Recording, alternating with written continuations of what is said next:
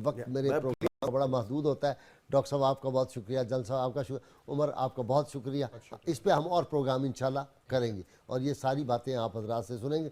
नाज़रीन किराम, किताब शिफा से नुस्खा है कमर दर्द के लिए। आजकल बैक पेन बहुत ज़्यादा लोगों को हो जाती है। अगर किसी शख्स को कमर में दर्द हो तो दूसरा शख्स बावुज़ू होकर दर्द की जगह 7 मरतबा या अल्लाह लिख कर उंगली से लिखे और दिन में 7 दफ़ा इस अमल को दोहराए। इंशाअल्लाह कमर का दर्द जाता रहेगा। शर्त यह अव्वल व आखिर जो दुरूद पाक है वो पढ़ते रहे।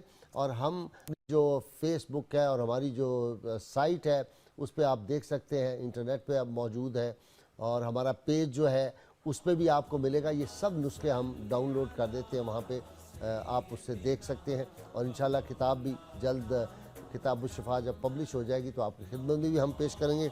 सैयद अली मुर्तज़ा शेर खुदा फरमाते हैं कि जन्नत की नेमतों से वही शख्स फ़ायदा उठाएगा जो दुनिया के मसाइब व आलाम पर सब्र करता है। नाज़रीन किराम, अल्लाह ताला उस वादी कश्मीर को उसकी ज़ात इन्नल्लाह अला कुल्लि शैइन कदीर है, लेकिन जैसे उमर ने फरमाया अभी कि हमें भी कुछ कोशिश करनी होगी। मैं ये समझता हूँ हमारा अलमिया ये है कि जो लोग शरीक साजिश हैं हम नाम भी उनका कैसे लें। उमर, जो लोग शरीक साजिश हैं हम नाम भी उनका कैसे लें। कुछ उनमें दोस्त पुराने हैं, कुछ बाइज़्ज़त हमसाए हैं।